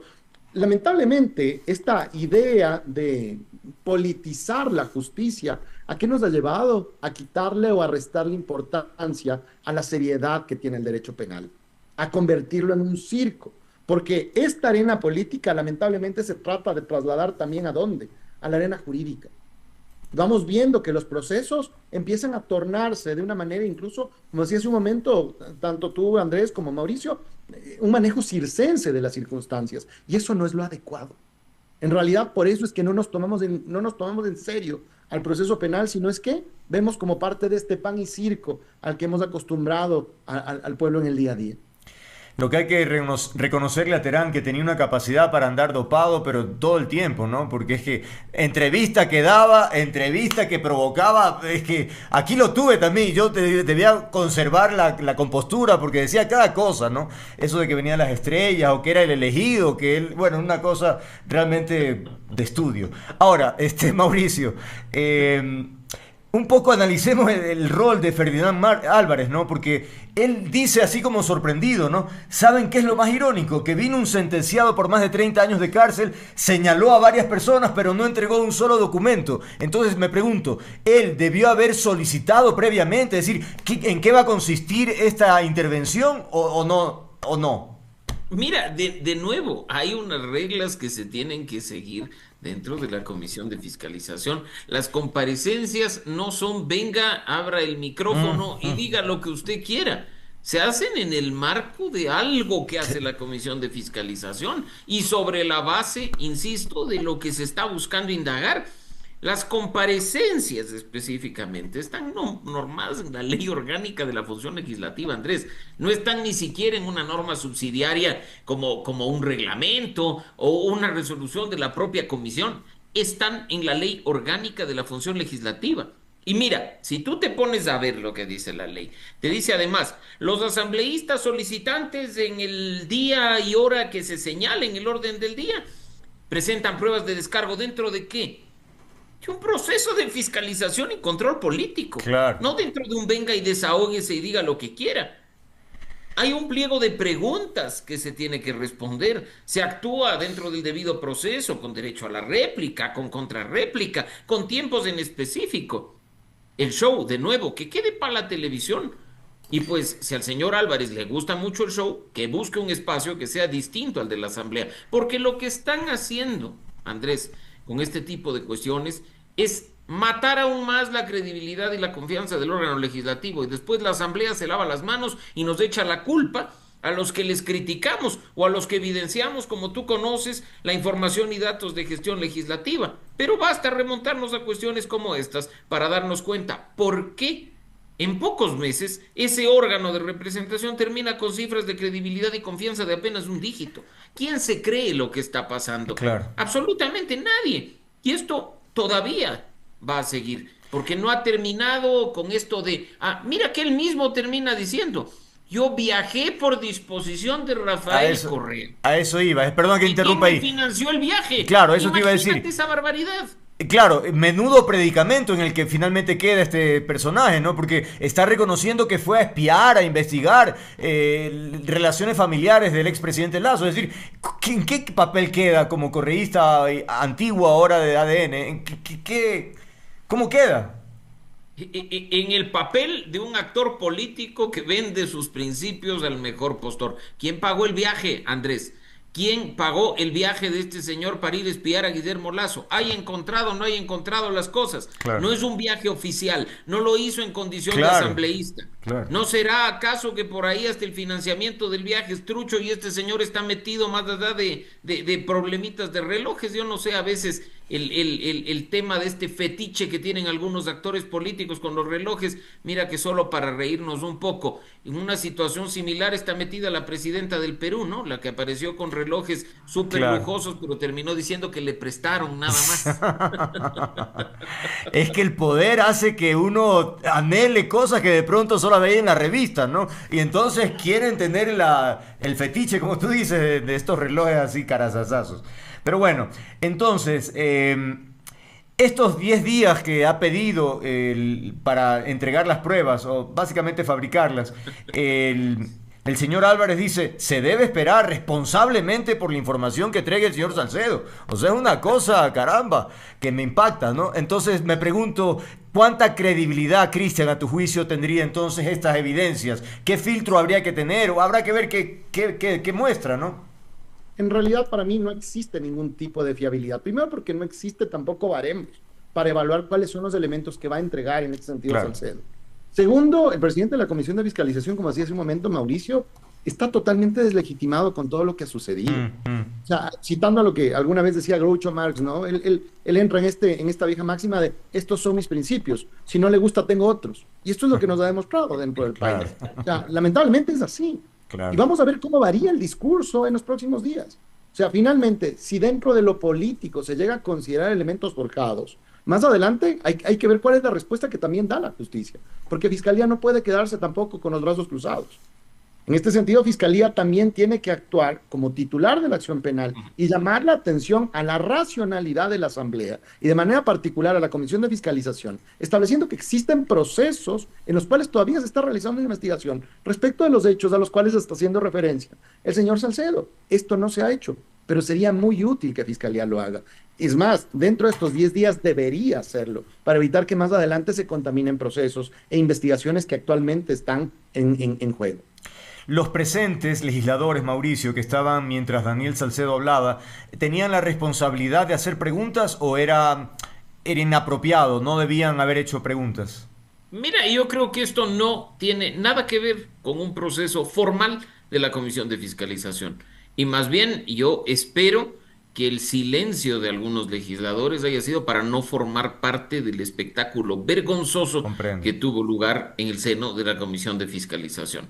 Acá no hay nada que esperar, acá no hay nada que atender de una persona sentenciada por corrupción. Mira que incluso en este momento cabría preguntarnos quién está pagando la pauta publicitaria del señor Salcedo, porque no sé si a ti por el algoritmo o a Cristian por su algoritmo, pero a mí el señor Salcedo me está apareciendo cada 5 minutos en las redes sociales con su bendito video. ¿Quién paga eso? ¿De dónde sale la plata? Increíble. Entonces ese tipo de cuestiones hay que empezar a decirlas, Andrés, porque o si no, incluso de esa manera seguimos perpetuando la impunidad que tanto daño nos ha hecho en estos temas específicos de corrupción visible, palpable. ¿Cuál es el reto de la justicia en estos casos entonces, Cristian, a propósito de procurar recuperar la imagen golpeada sin duda que tiene la administración de justicia?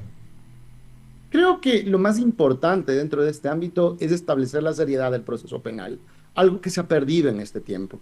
Y yo creo que esto es un deber no solo de los fiscales, no solo de los jueces, sino también de los abogados y de los actores políticos.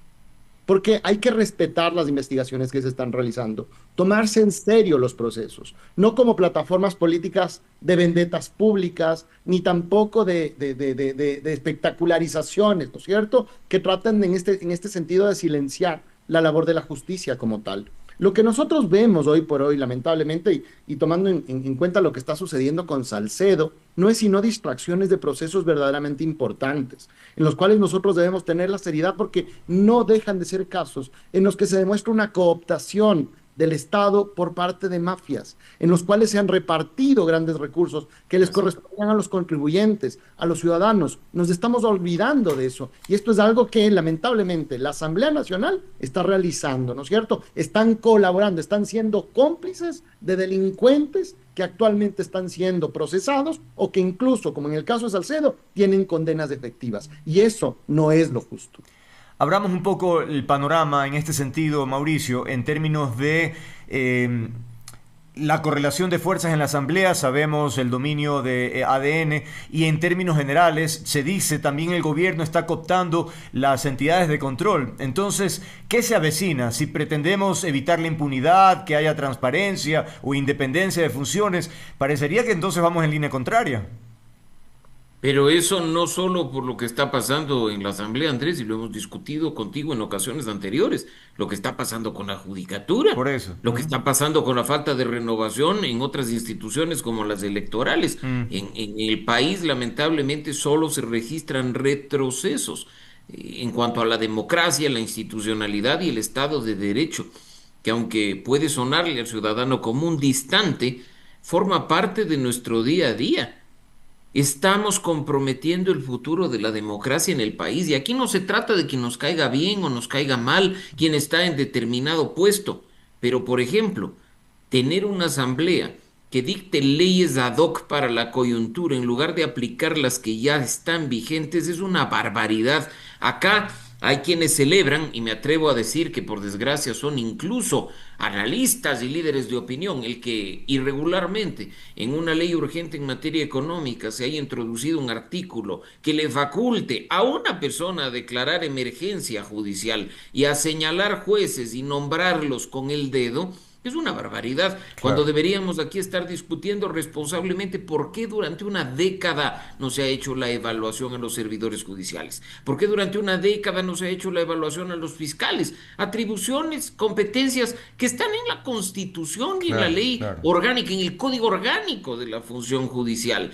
Nuestro problema no es de leyes. No necesitamos en muchos casos ni reformarlas ni introducir nuevas disposiciones. Lo que necesitamos es aplicar la normativa vigente. Pero acá, en función de las coyunturas, simplemente optamos por el camino fácil y más aún si es que eso permite que nuestros intereses particulares se concreten. Pero lo que ocurre del otro lado es de ese retroceso del que tú hablabas, que no es solo, insisto, en el legislativo, sino lamentablemente en toda la institucionalidad ecuatoriana. Y hay quienes piensan, Cristian, que eso favorece la administración de la cosa pública porque están del lado del gobierno y por lo tanto no se entorpece, pueden aprobar leyes, hacer las cosas que supuestamente el gobierno desea hacer para bien del país. Eso es un eslogan, digamos, publicitario. ¿Qué hay detrás de una cosa así? Es que nosotros ya hemos vivido esto, Andrés. Lo que decía hace un momento Mauricio es algo importante. La metida de la mano a la justicia es algo que ya lo vivimos en tiempos anteriores. Estamos volviendo a experimentarlos. Y no es que en realidad esto va a facilitar esta crisis judicial que nosotros vivimos. Al contrario, la va a agudizar más. Porque nosotros, en primer lugar, no estamos evaluando la importancia, por ejemplo, de tener una Corte Nacional completa. Hasta el día de hoy, el máximo órgano no está completo. Sí, no existe eso, no existe tampoco una evaluación judicial, que es lo que debería existir. Y por último, tampoco tenemos a un fiscal general titular.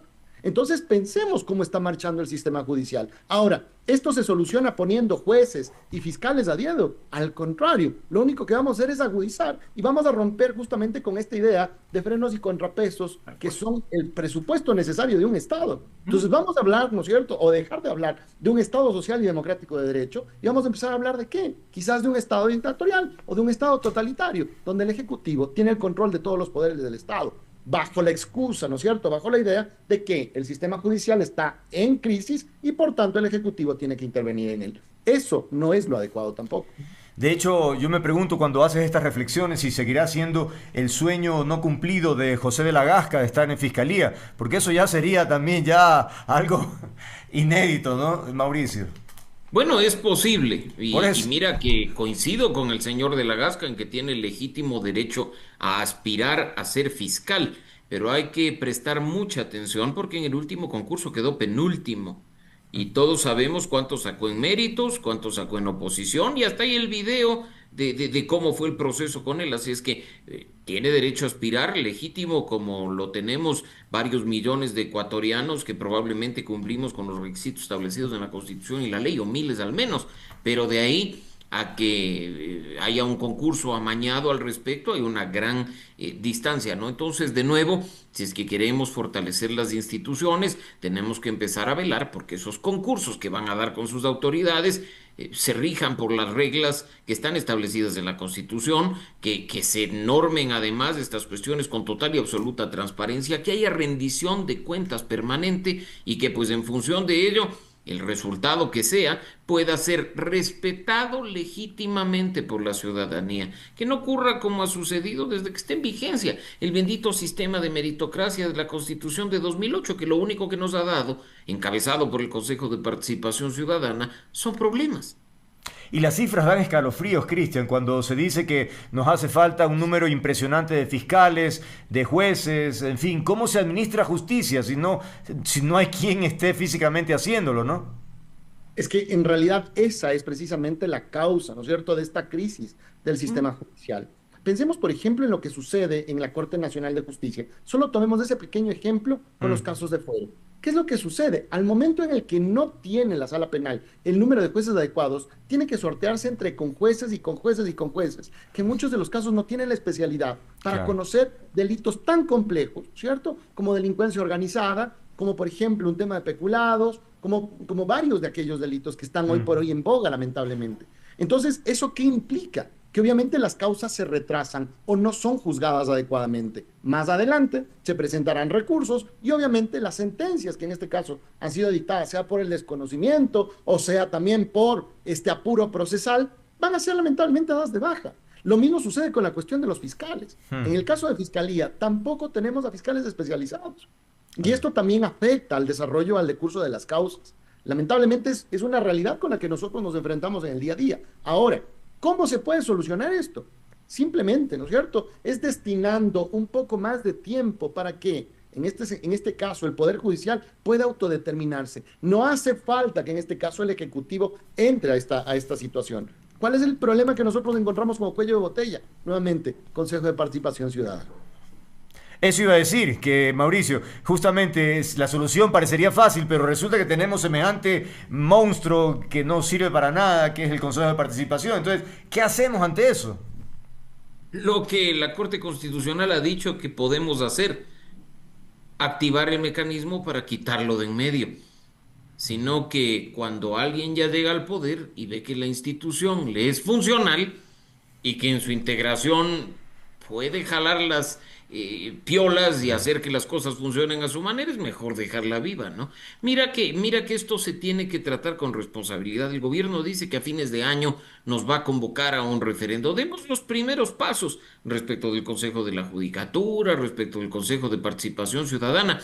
Sí, son importantes los temas de las bases militares o los temas del financiamiento de la política, pero también los que pueden permitir fortalecer la institucionalidad o terminar de hundirla. Ahí vamos a ver la forma seria en la que las autoridades actúan y que no estemos gastando probablemente 45, 50 millones de dólares en un proceso electoral para pura satisfacción del poder de turno. Ojalá, insisto, se actúe en este tema Andrés, Cristian y amigos, con total y absoluta responsabilidad, que no sea una oportunidad perdida, porque más bien podría ser el hueco que tenemos para librarnos de ese bodrio que durante 17 años ha demostrado definitivamente no servir. Volvamos a lo básico, al sistema de pesos y contrapesos. Es mucho más transparente el que el Ejecutivo, el Legislativo, y si queremos reforzar con el Judicial, no hay problema, designen a las autoridades, que no nos metan el cuento de que los concursos públicos son transparentes y que los mejores ganan cuando las reglas de juego se establecen ad hoc para cada proceso, con dedicatoria, con direccionamiento. Así es que hay que esperar lamentablemente un tiempo y ver si es que efectivamente esto se concreta o sigue siendo, Andrés, más de lo mismo. Y en este panorama, por carambola, Cristian, ojalá también pues haya o pase algo en el Consejo Nacional Electoral. Sus miembros pues no sé cuántos años llevan en prórroga y pues nada, ya, ¿cuántos? Bueno, lo cierto es que cuando tenga, mis nietos se van a graduar y ellos van a seguir ahí, porque de verdad esto es una cosa que ya no tiene fin. Lamentablemente termina siendo así. Lo que decía hace un momento Mauricio, creo que es lo importante y sería algo para rescatar justamente de esta conversación. Creo que lo fundamental es entender que debe existir un compromiso político del Ejecutivo respecto de este último referéndum. Tomemos cuestiones importantes. Se hablan de 8 preguntas. Incluyamos dentro de estas 8 preguntas precisamente las del Consejo de Participación Ciudadana. Debe ser. Hablemos del Consejo de la Judicatura. Tengamos esta valentía. Ujú. Si eso no sucede, es porque no existe compromiso político y porque ya existe un dominio por parte del Ejecutivo de estos poderes del Estado, ¿no? Clarito, ¿no? Efectivamente, esa es la prueba de fuego para ver si efectivamente el gobierno está dispuesto a hacer los cambios de fondo y no maquillajes para mantener las cosas como están. Es decir, tratar de cambiar para que nada cambie, ¿no? Es generalmente lo que se menciona. Una última reflexión para concluir con ustedes. Empezamos contigo, Mauricio. Entonces, te muestras... ¿Cómo te muestra frente al panorama político de coyuntura con todo lo que hemos conversado, la problemática que enfrenta el gobierno, agregándole a todo esto el tema de la inseguridad, por ejemplo?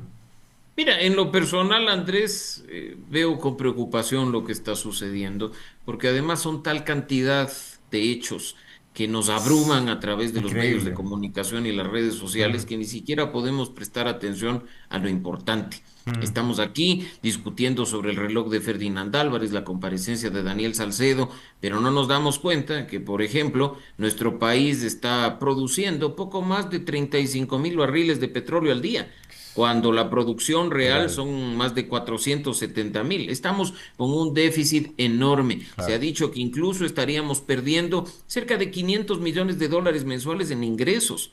Qué ¿Qué pasa locura. con el tema de los apagones? ¿Qué pasa con la inversión extranjera? Así es que en este momento, aunque haya tal cantidad de cosas que nos abrume, que nos envuelva, hay que empezar a prestar atención a lo más importante, sin descuidar, por supuesto, estos temas de política y de institucionalidad que pueden terminar arrasando con nuestra democracia.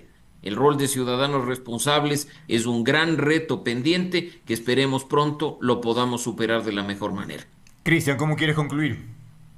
Concluyo con algo que ya lo dijo Tácito hace muchos ciclos, ¿no?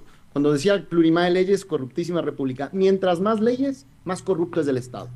Tratemos de ver en realidad al problema desde lo que nosotros tenemos. Creo que en realidad es un momento en el que el gobierno debe tener una responsabilidad histórica con todos los problemas que existen. No es el momento de crear más leyes, no es el momento en realidad de generar falsos Mm. positivos, pensando o haciendo pensar que a través de nuevas leyes o de leyes que respondan a la coyuntura del momento se van a solucionar los problemas. Creo que sabemos plenamente dónde están los nudos críticos. Ataquemos esos nudos críticos, porque en realidad no podemos tardar más ante el momento político y jurídico tan desastroso que tenemos actualmente.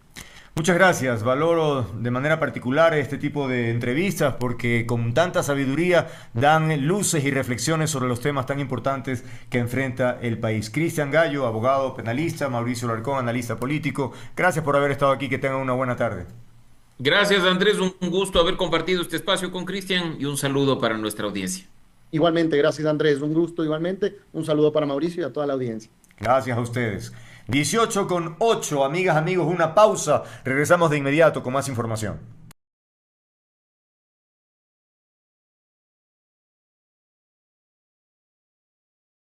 Bien, ¿de qué se trata el siguiente tema? El culpable es uno de nuestros invitados, que se trata, ahí lo vemos en pantalla, a Santiago Basabe. Él es el autor de una columna que provocó también darle seguimiento, porque ya hemos hablado sobre la cooptación de la justicia y los problemas que eso genera, ¿no?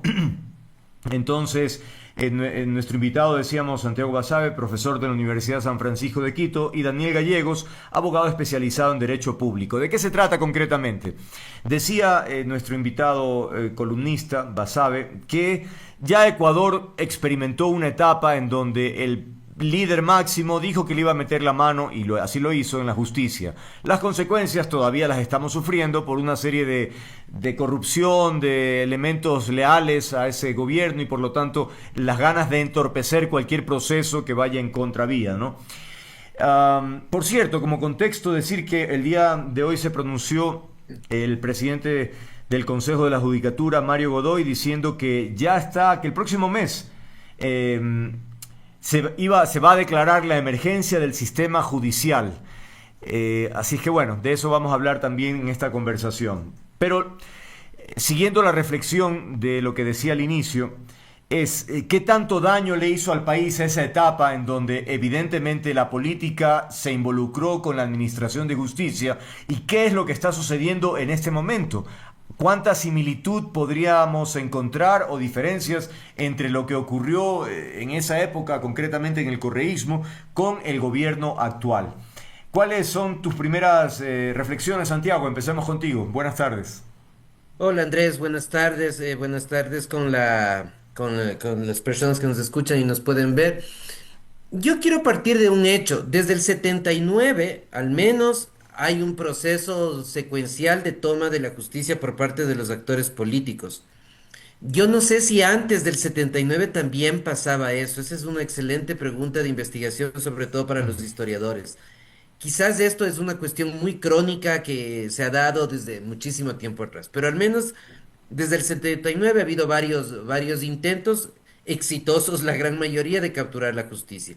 El último quizás fue durante la Revolución Ciudadana. Esa famosa frase de meter la mano a la justicia del expresidente Correa, que caló también entre la población, que al unísono dijo que era lo necesario, que votó en ese sentido en una consulta popular.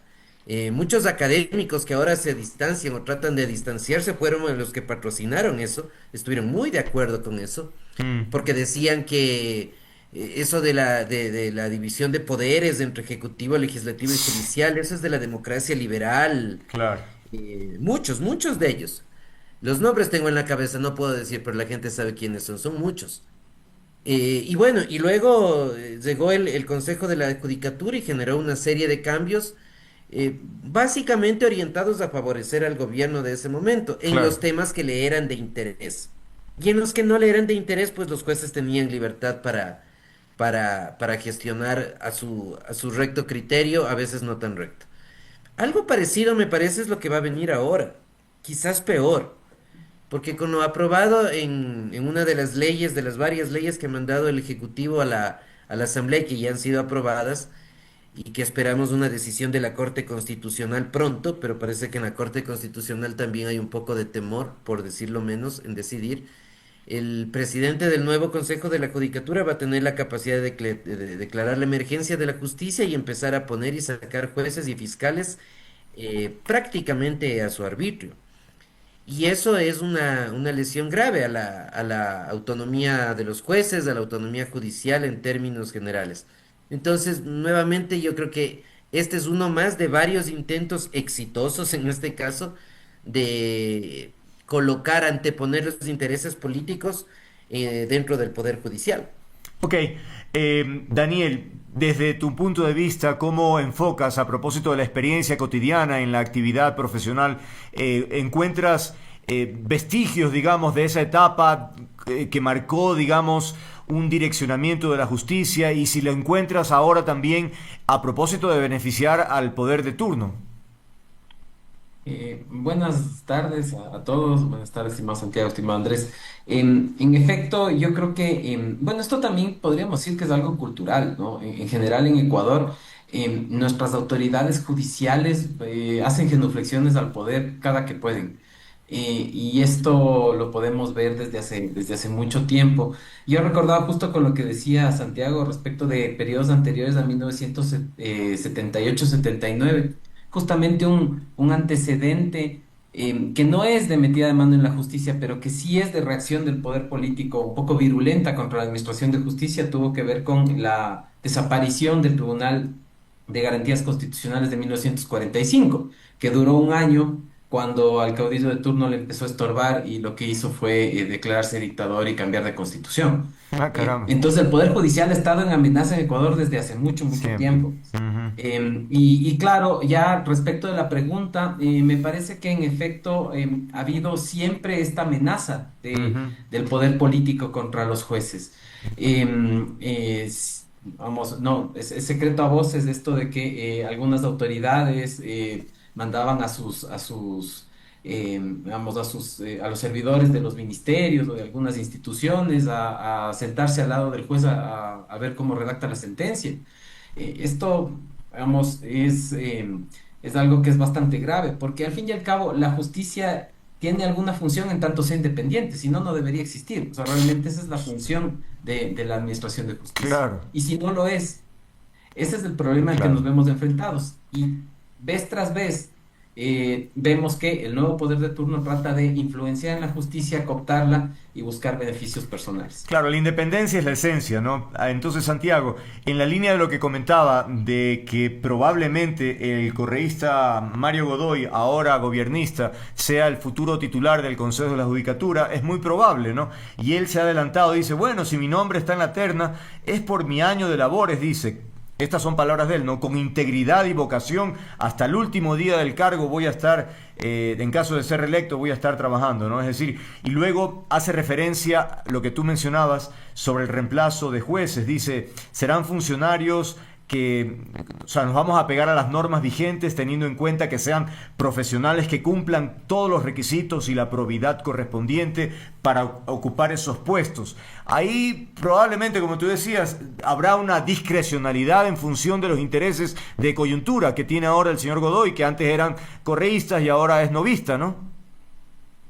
Sí, hay dos cosas. La primera que quisiera apuntar es que esta estrategia de nombrar jueces temporales, es decir, que pueden ser removidos en cualquier momento de fuera del órgano judicial, es decir, de abogados, Ujú. o hacer traslados de jueces entre provincias, porque hay provincias más llamativas que otras en términos laborales, es la estrategia que utilizó el expresidente Fujimori y Vladimiro Montesinos en Perú. Uch, Es exactamente la misma. No claro. digo que el gobierno de Noboa sea lo mismo que el de Fujimori al día de hoy, pero esa fue la estrategia utilizada para capturar al Poder Judicial allá. Y es una estrategia muy bien traída, muy bien lograda, porque efectivamente consigues eso, ¿no? Consigues un abogado X cualquiera que en el libre ejercicio profesional tiene dificultades, le pagas un sueldo relativamente importante como el que ganan los jueces en el Ecuador, y tú con eso como garantizas la lealtad. Entonces, Claro.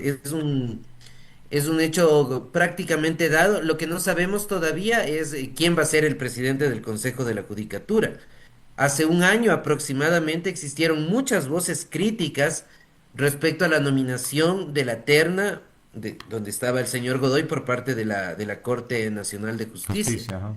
Un año después, la Corte vuelve a ratificarlo en la terna. Ese me parece que es un tema que el presidente de la Corte Nacional y la Corte como tal deberían aclararle al país. El país yo creo que tiene la necesidad y el derecho, y eso es la obligación de mencionar cuáles fueron los parámetros que se utilizaron, sea para que lo haya elegido en la terna a el presidente de la Corte Nacional, o sea el Pleno de la Asamblea. Yo no estoy seguro cómo fue la designación, pero lo paradójico, insisto, es que a la persona que fue muy cuestionada hace poco más de un año, la Corte lo vuelve a colocar, lo cual da cuenta de por dónde pueden ir los hilos de la vinculación entre la justicia y la política.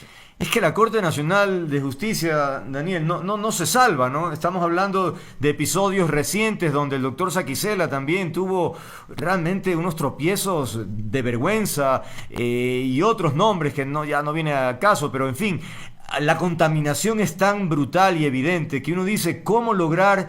O sea, pueden inventar cualquier historia, argumentos, diciendo que sí, que efectivamente el año de labores del doctor Godoy es destacado y por lo tanto merece. Pero por favor, es decir, hay sin duda una vinculación o acercamiento o influencia del gobierno para tener a alguien cercano a él, pues. Entonces, ¿estamos en la línea de lo que vivimos ya con el correísmo o no? ¿O es muy exagerado aquello?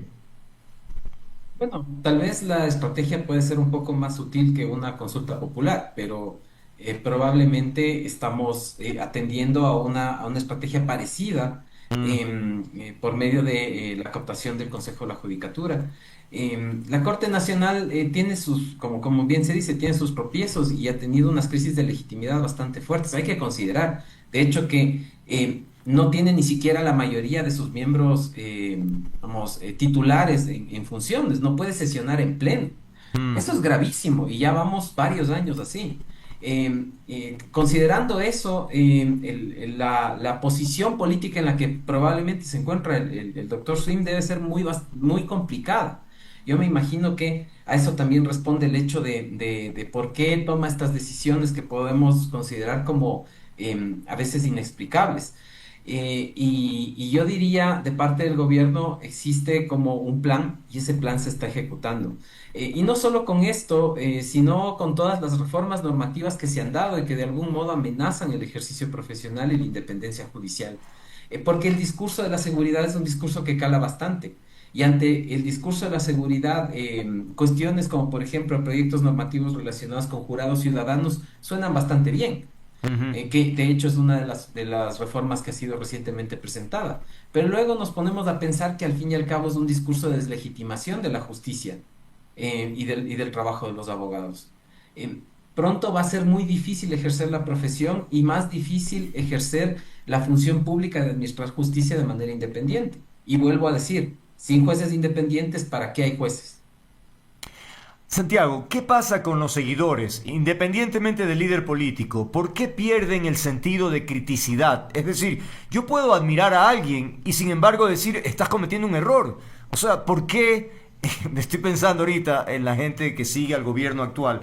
Es decir, puede hacer cualquier cosa. Esas leyes que ha mandado tienen unas cosas inverosímiles. Pero ahí está, dice, no, todo bien. Y tú también lo mencionas en tu columna. Es decir, ¿por qué o cómo contrarrestar esta suerte de hipnotismo que sufren algunos ciudadanos que a pesar de que puedan recibir algún golpe dicen, no, pero es que eso necesitamos, eso está bien?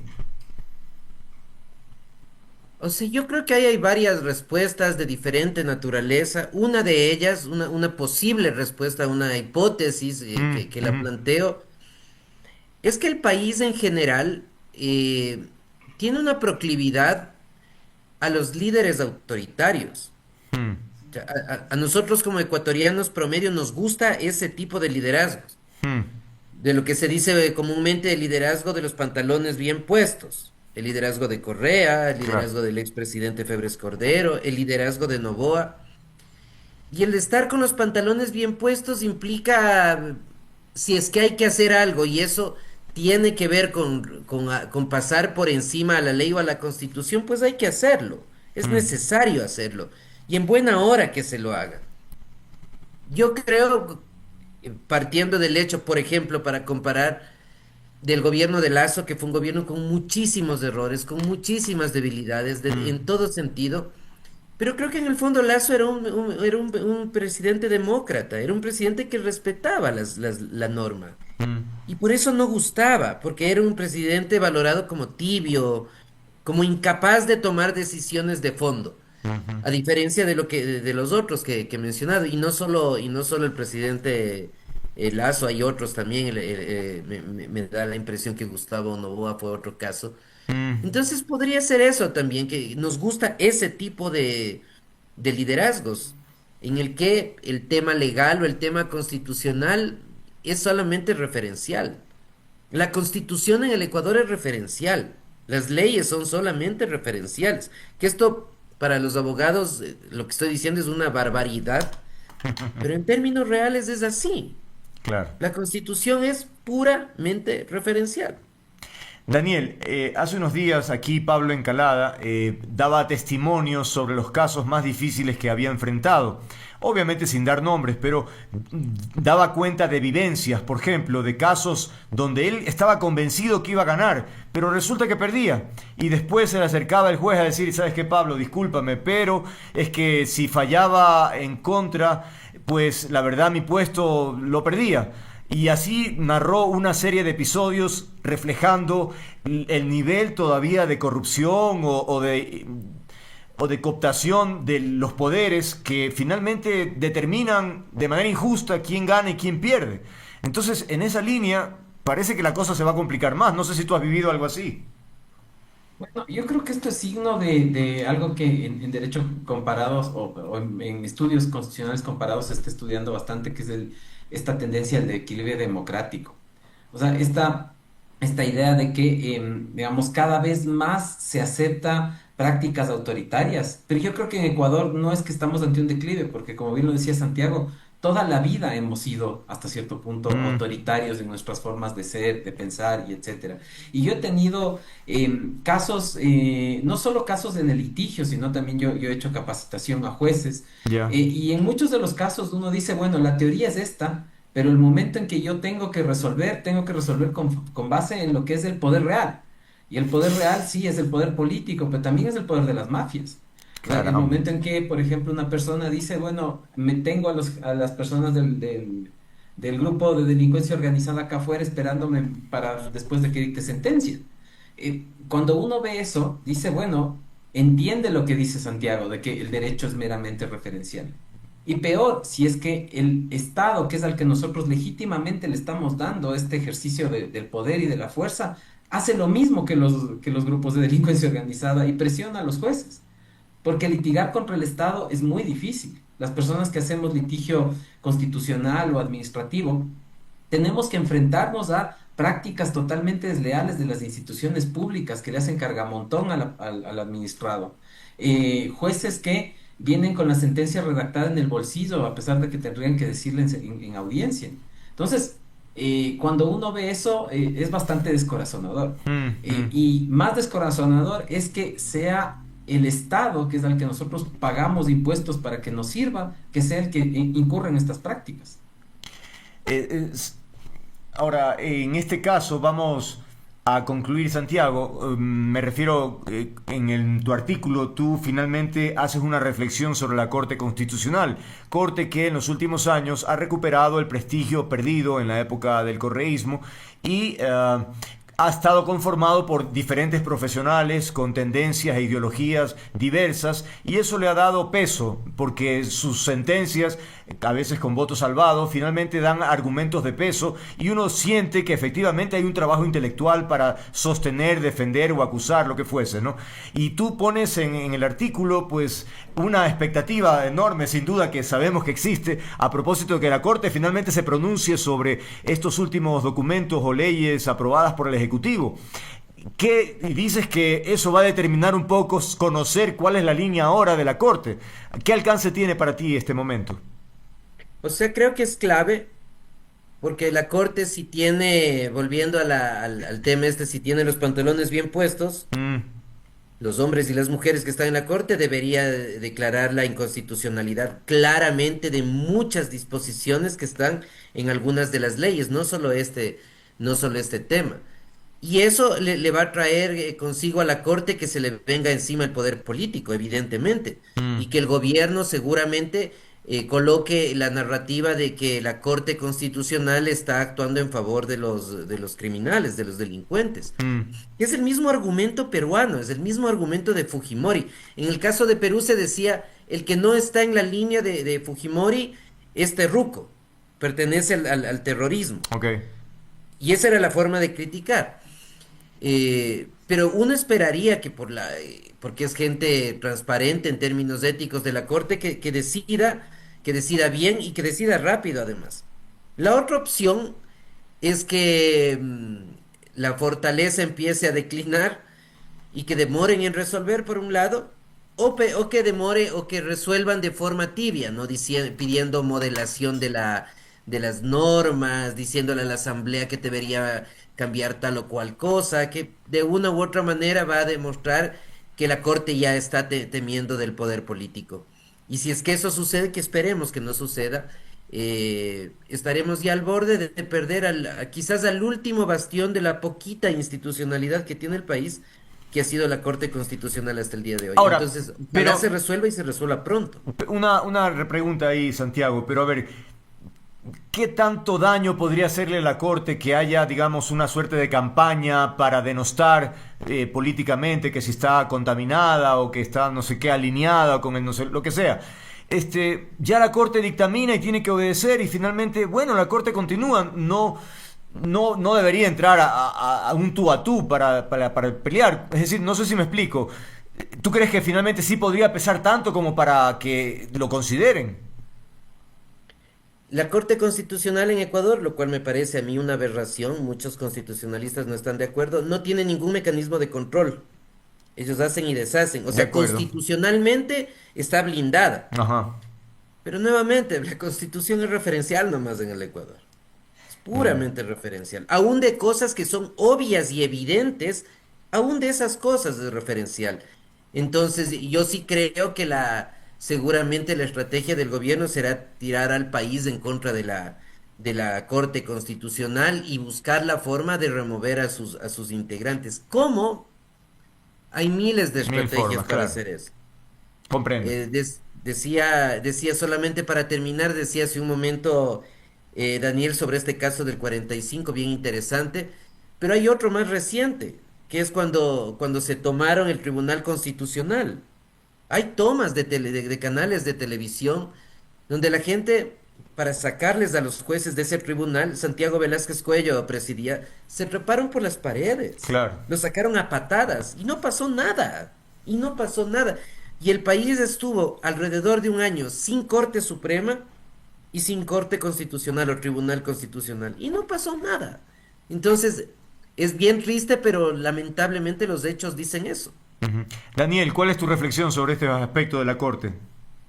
Bueno, habiendo trabajado algún tiempo en la Corte Constitucional, tanto en el área jurisdiccional como en el área de difusión, uno entiende cuál es el rol que tiene la Corte en un sistema político, que es el de estabilización del sistema. O sea, de algún modo, cuando todas las fuerzas políticas jalan y la coyuntura nos lleva a los extremismos, la Corte trata un poco de estabilizar. Pero este rol a veces puede ser muy excesivo, o sea, digamos en el sentido de no por estabilizar el sistema vas a permitir que se haga todo. Y ese creo que es el gran desafío ahorita para la Corte, porque, digamos, el presidente me parece que está tratando de jugar al filo del reglamento y tratando de excederse lo más que pueda para ver hasta dónde le permite. ¿Ya? Como el guagua malcriado, al que si no le dices, oye, ya para, pues entonces va a seguir y va a seguir, ¿no? Entonces, yo creo que la Corte tiene que entender que aquí hay una cuestión. Si bien su estabilidad está en juego, porque yo estoy de acuerdo con Santiago en que hay formas muy burdas y muy sutiles de afectar a la Corte. Por ejemplo, el que el Ejecutivo tenga el presupuesto a la mano.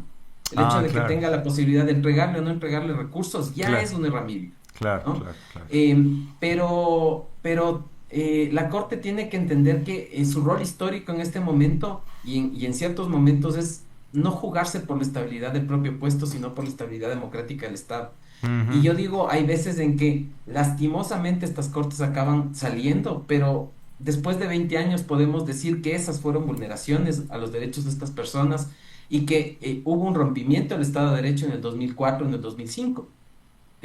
Al menos eso que nos quede del legado de la Corte, si es que no es que la Corte triunfe, que es lo que quisiéramos en una disputa respecto de lo que es constitucional, lo que es debido y lo que no. Santiago, tú hacías una observación crítica al rol de la Corte a propósito de sus poderes omnímonos, es un tribunal de última instancia. Pero, ¿y cómo es en otros países? O sea, ¿qué referencia tienes? ¿Debería haber, o cómo se podría controlar a la Corte? O sea, en general hay control político, ¿no? Vía legislaturas. La Ok. legislatura al final genera una forma de control político. Eso es inexistente en el caso ecuatoriano.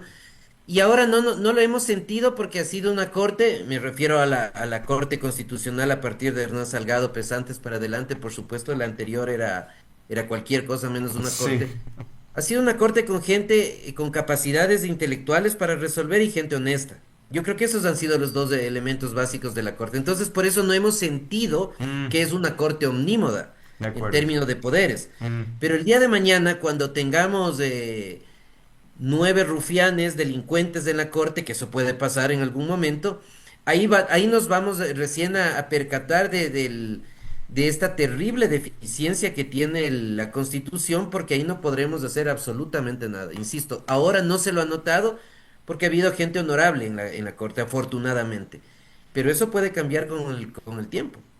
Ahora, ya como esto vamos finalizando la última ronda, Daniel, la sensación que queda luego de escuchar la opinión y hablar de estos temas es una suerte de indefensión a los ciudadanos, ¿no? Es decir, si alguien sufre de algún episodio y no puedes tener la certeza o confianza si tienes todos los argumentos para que finalmente se respete y se sancione al culpable y finalmente salgas bien librado, digamos, ¿no?